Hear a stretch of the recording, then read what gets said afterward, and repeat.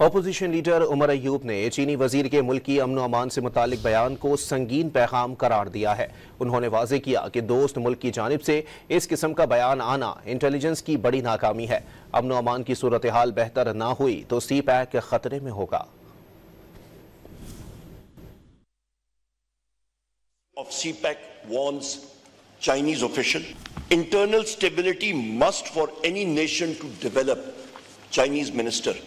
इससे important message, वाज़े message Pakistan की सरजमीन पे आके किसी का देना बदकिस्मती के साथ ये हमारी सारी इंटेलिजेंस एजेंसीज का ग्रोस फेलियर है कि आज हमारा दोस्त मुल्क चीन आके हमें यह कर रहा है कि get your house in order.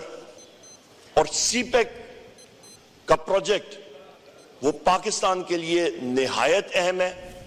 उसके हवाले से हमें कहा जा रहा है कि get your house in order, वरना प्रोजेक्ट जो है सीपेक का फ्यूचर इन्वेस्टमेंट्स यहां पे खतरे में है।